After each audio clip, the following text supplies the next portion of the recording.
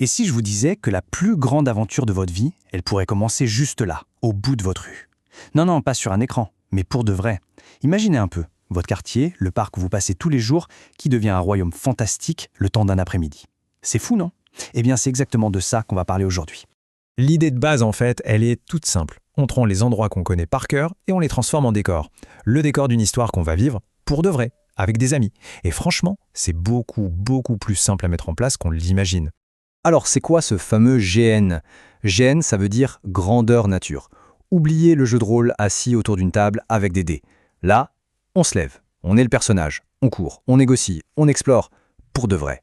C'est du théâtre d'impro, mais version jeu. L'immersion, elle est totale. C'est ça qui est génial. Ok, alors comment on fait concrètement? Comment on passe de tiens, ce serait une super idée à on joue ce week-end? Eh bien, on va voir ça ensemble en 5 étapes toutes simples pour créer notre propre aventure de A à Z. Allez, première étape et peut-être la plus importante, les bases. On va commencer par le terrain de jeu. Et là, on pourrait se dire qu'il faut un château, une forêt immense, mais en fait, pas du tout. L'aventure, elle commence littéralement au pas de votre porte.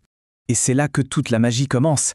Pas besoin de décor de cinéma, non, juste un peu d'imagination. Le parc du quartier? Hop, ça devient une forêt enchantée. Le parking souterrain un peu glauque? Parfait pour un donjon. Ce simple banc, ça peut devenir le trône d'un roi déchu. C'est ça qui est incroyable. C'est pratique, ça coûte rien, et chaque partie devient unique. Ok, question importante. On invite combien de monde?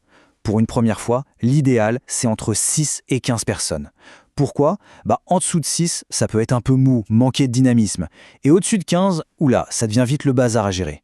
Donc voilà, entre les deux, c'est parfait pour avoir une super ambiance sans se noyer dans l'organisation. Bon, on a notre lieu, on a nos joueurs. Maintenant, on passe au plus fun. La partie créative. Comment on construit le monde, comment on écrit le scénario et surtout comment on crée des personnages que les gens auront envie d'incarner. Et là, le premier conseil, c'est vraiment ne vous compliquez pas la vie, surtout pour un premier GN. Le truc, c'est de choisir un univers que tout le monde connaît un peu. Du médiéval fantastique avec des elfes, du post-apo à la Mad Max, un bon vieux polar. Comme ça, tout le monde a déjà les références. Pas besoin de lire un livre d'histoire de 50 pages, l'imaginaire collectif fait le boulot. Et pour le scénario, pareil, on fait simple. Une structure en 3 actes, c'est impeccable. Acte 1, la situation de départ, avec un mystère, un problème. Acte 2, l'enquête, l'exploration. Et acte 3, la grande révélation, le combat final. Bref, le climax. Pas besoin d'être un grand écrivain, une seule page, ça suffit pour donner la direction. Le reste, ce sont les joueurs qui l'écriront par leurs actions. Pour les fiches de perso, même combat, simplicité avant tout. On oublie les points de force, d'intelligence, tout ça. Non, l'important, c'est de donner à chaque joueur 3 choses. Un nom, une mission claire et un petit secret. Juste un. Ce secret, c'est ce qui va créer des tensions, des alliances, bref, du jeu. Ok, on a notre lieu, on a notre histoire, nos personnages.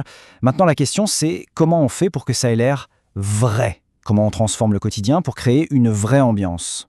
Alors oui, comment un simple parc peut devenir une forêt enchantée? C'est la question.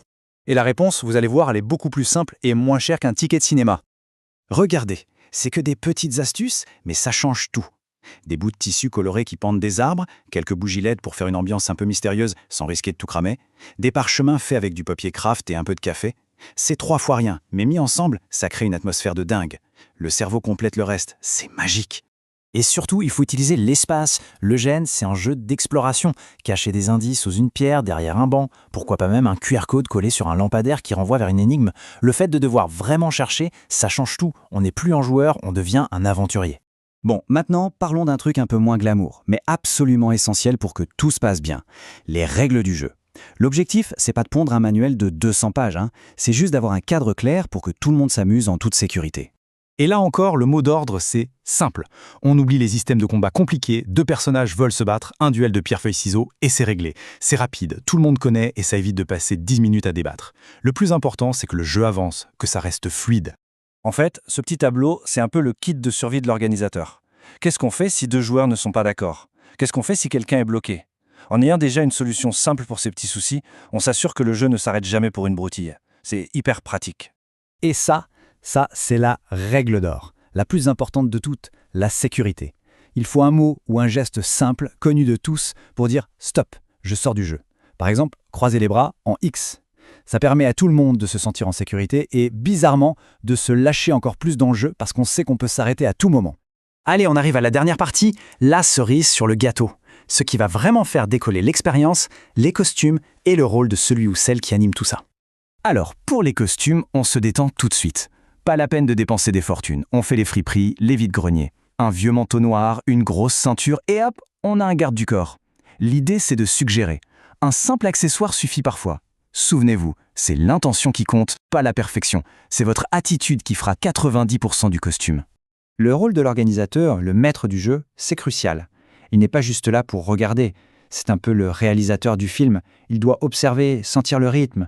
Si un groupe galère, il peut faire intervenir discrètement un personnage pour leur donner un indice. Si ça devient trop calme, il peut déclencher un petit événement pour relancer la machine. C'est lui qui s'assure que l'aventure reste passionnante. Et quand tout est fini, ce n'est pas vraiment fini. Le débriefing, c'est un moment qu'il ne faut jamais sauter. C'est là qu'on se retrouve tous hors jeu et qu'on partage les anecdotes, les moments de gloire, les stratégies secrètes. C'est là qu'on rigole de tout ce qui s'est passé. C'est ce qui transforme un bon jeu en un souvenir inoubliable. Voilà, retenez bien ça. Votre premier jeu ne sera pas parfait. Il y aura des ratés, des imprévus, et c'est tant mieux. C'est justement ça qui le rendra unique et mémorable. Les meilleurs souvenirs viennent souvent des choses qui n'étaient pas du tout prévues dans le script. Alors, et si la plus grande des quêtes commençait vraiment là, maintenant? Vous avez toutes les cartes en main. Il ne manque plus qu'une bande de potes et un peu d'envie. Alors, on commence à planifier ça pour ce week-end?